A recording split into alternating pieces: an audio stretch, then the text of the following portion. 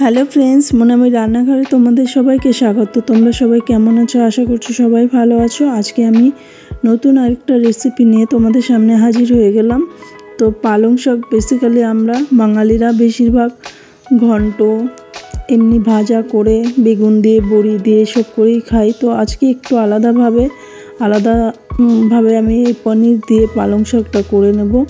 তো আমি এখানে পনিরগুলো প্রথমে ভেজে নামিয়ে একটা বাটির মধ্যে জল দিয়ে রেখে দেবো যাতে পনিরটা নরম থাকে। আর এদিকে পালং শাকগুলো আমি 2-3 মিনিট জলে ফুটিয়ে নেব।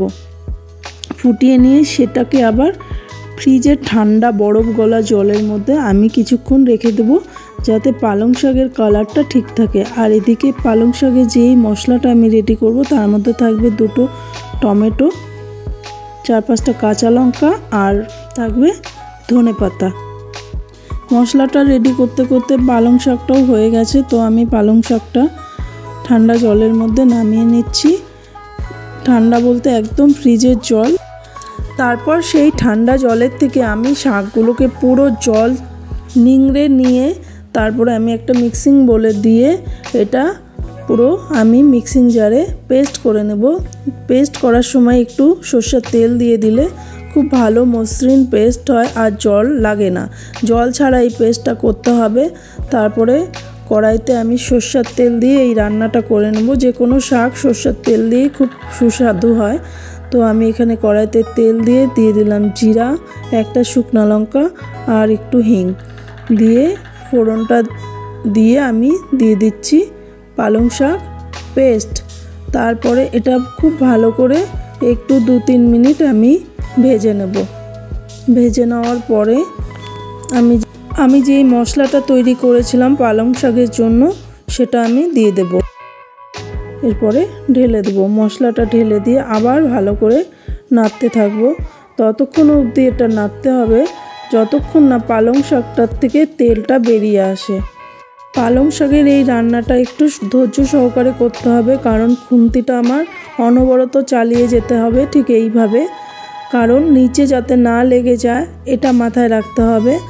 আর পালং শাকটা যাতে খুব ভালো করে ভাজা হয় তাহলেই এর স্বাদটা বোঝা যাবে। এরপরে আমি একটু নেড়ে চেড়ে দিয়ে দিলাম এর মধ্যে নুন, স্বাদ অনুসার নুন দিয়ে দিলাম হলুদ দিয়ে আবারও ভালো করে আমি সেম প্রসেসেই নাড়তে থাকবো।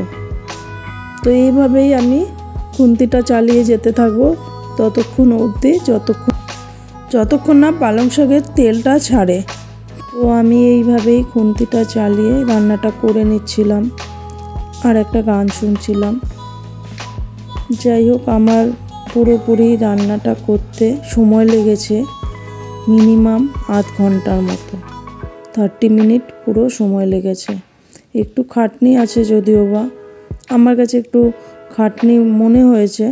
যাই হোক, রান্নাটা যখন করছি একটু ধৈর্য সহকারে না করলে টেস্টও ভালো আসবে না। আর তোমরাও যদি করো তোমরাও ঠিক বুঝতে পারবে না, তাই আমি সময়টা বলে দিলাম।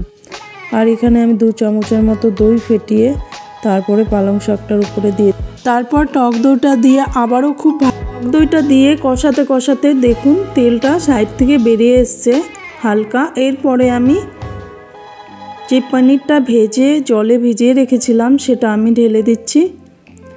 ঢেলে আবার খুব ভালো করে মিলিয়ে নিয়ে আরেকটু গরম জল আমি এর মধ্যে দিয়ে দেব, কারণ খুব ঘন হয়ে গেছে। এটা একটু পাতলা করার জন্য আমি আরেকটু গরম জল দিয়ে দিচ্ছি এর মধ্যে। গরম জল দিয়ে মিলিয়ে নিলাম। এরপরে মোটামুটি আমার পালক পনিরটা হয়ে এসছে। এরপরে আমি দিয়ে দেবো এর মধ্যে কসুরি মেথি, একটু হাতে ডলে নিয়ে কসুরি মেথি ছিটিয়ে দেব উপর দিয়ে। আর নামানোর আগ দিয়ে অবশ্যই ঘিটা মাস্ট দিতেই হবে। ঘিটা দিলে এটা আলাদাই একটা টেস্ট আসে।